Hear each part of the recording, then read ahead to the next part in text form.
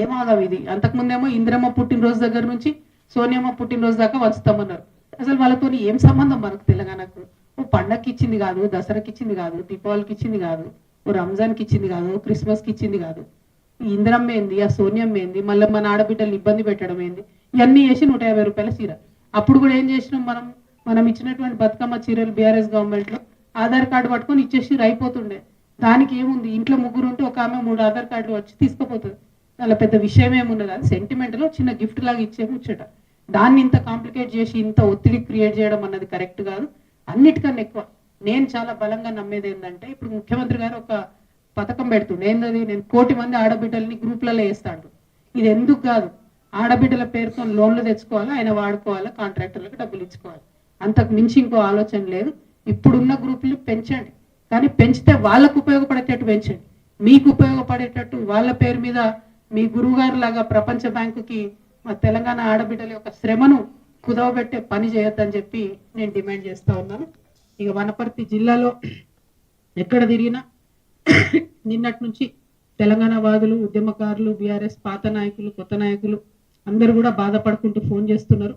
నిరంజన్ రెడ్డి గారి వల్ల వనపర్తి జిల్లాలో మళ్ళా బీఆర్ఎస్ పార్టీ జన్మలో కోలుకోలేని దెబ్బ పడ్డది.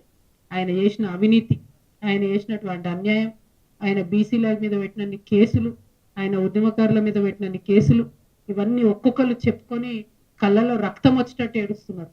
మరి అన్నిటికన్నా ఎక్కువ ఆయన ఒక్కటి కాదు 3 ఫామ్ హౌస్లు కట్టుకున్నారు. ఆయన ఒక్కసారి ఎమ్మెల్యే అయితే, ఒకసారి మంత్రి అయితే 3 ఫామ్ హౌస్లు కట్టుకున్నారు. కట్టుకుంటే సరే కష్టార్జితం మీద కట్టుకున్నాడో, తన పిల్లలు పంపిస్తే కట్టుకున్నా అని ఆయన చెప్తున్నాడు. ఇబ్బంది లేదు, కానీ అందులో అసైన్ భూములు ఉన్నాయని చెప్తున్నారు. అందులో ఆర్డీఎస్ కోసం సేకరించినటువంటి భూములు ఉన్నాయని చెప్తున్నారు.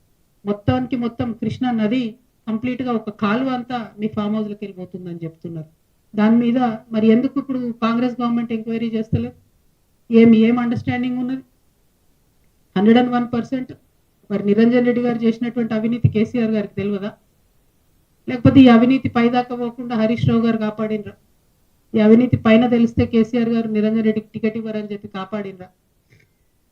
ఇప్పుడైతే మీడియా ద్వారా నేను కేసీఆర్ గారి దృష్టికి తీసుకెళ్తున్నాను. ఇక్కడ ఏ ఒక్క చిన్న పిల్లగాని కదిలిచ్చినా కూడా గొల్లు అని చెప్పి ఆయన అవినీతి గురించి చెప్తా ఉన్నారు. ఘోరాతి ఘోరమైన అరాచకాలు జరిగినాయి ఇక్కడ. ఇట్లాంటి నాయకుల్ని ప్రజల మీద రుద్దడం ఎందుకు?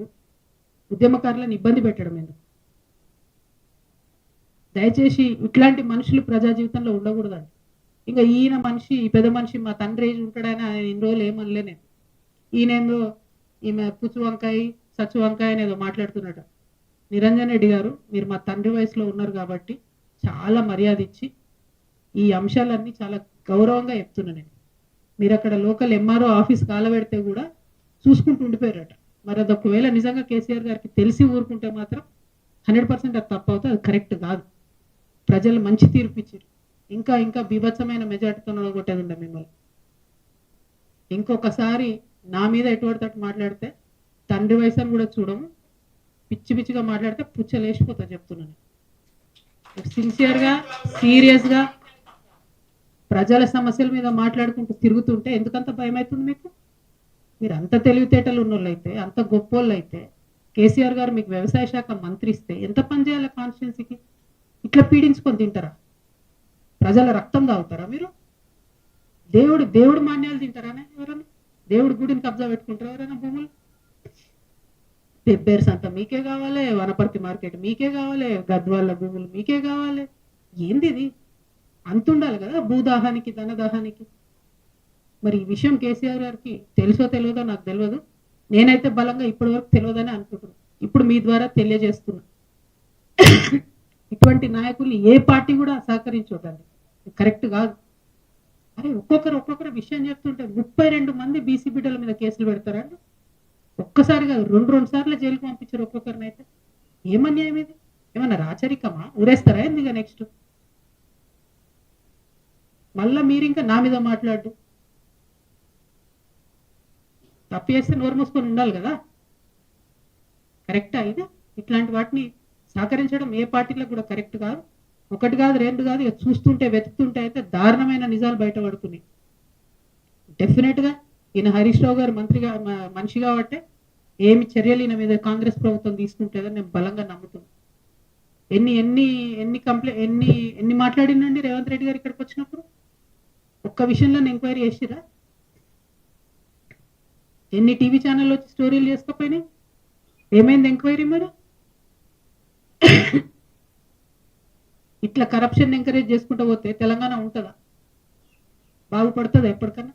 ఎందుకు మరి తెచ్చుకున్నది? కొందరి కోసమే తెలంగాణ. స్వర్గంలో ఉన్న పెద్ద మనిషి మీ మామగారు చూసి సిగ్గుపడుతుంటారు మిమ్మల్ని, నా పేరు చెడగొట్టినా బాబా. చాలా అన్యాయం. నేను చాలా రోజులు సైలెంట్గా ఉన్నా. మీరు మీ మనుషుల్ని పెట్టి మీరు మాట్లాడి ఎటువంటి ఎందుకు మాట్లాడాలి నా మీద? ఏం తెలుసు మీకు నా గురించి? నేను ఒక ఆడబిడ్డగా నన్ను ఒక పార్టీ నుండి ఒక మాట అడగకుండా నన్ను సస్పెండ్ చేస్తే నా పని నేను చేసుకుంటూ ప్రజల కష్టాలు తెలుసుకోవడానికి పోతున్నా. మీలాంటి వాళ్ళని నేను ఏమంటలేను కదా. చూసుకోవాలి కదా, అద్దాల మెడలు ఉన్నారు, వేల వేల మీద రాయలు వేయొద్దు. దీనికి రిటార్ట్ మీరు ఇష్టం వచ్చినట్టు మాట్లాడితే బాగుండదు. నేను చెప్తున్నా, ఒళ్ళు దగ్గర పెట్టుకొని చేసిన అలిగేషన్కి జవాబు ఇవ్వండి. అంతేగాని విమర్శ చేస్తాం, పర్సనల్గా మాట్లాడతాం, ఆడపిల్ల కదా ఏమంటదిలే అనుకుంటున్నాము. ఊరుకునేది లేదు ఇక ముందు నుండి. మీరు చేసిన అన్యాయాలను చూస్తుంటే కింద చాలా చాలా దారుణమైన పరిస్థితులు ఉన్నాయి. ఇక ఈ వనపర్తిలో మాత్రం నిరంజన్ రెడ్డి గారు ఉంటే ఈ నాయకత్వంలో బీఆర్ఎస్ పార్టీ ఇక్కడ బతుకు బట్టగట్టే క్వశ్చనే లేదు. నాకు పోయేదేం లేదు, నాకు బీఆర్ఎస్ పార్టీతో సంబంధం లేదు. కానీ ఉద్యమకారులు ఏడుస్తున్నారు, ఆ పార్టీలో ఉండలేక మింగలేక కక్కలేక చచ్చిపోతున్నారు. పెద్దసారికి తెలియదని నేను అనుకుంటున్నా, తెలిసేటట్టుగా చెప్తున్నా. దయచేసి ఇట్లాంటి వాళ్ళని మాత్రం ప్రజల మీద రుద్దడం అన్యాయం. Thank you. జై తెలంగాణ, జై తెలంగాణ.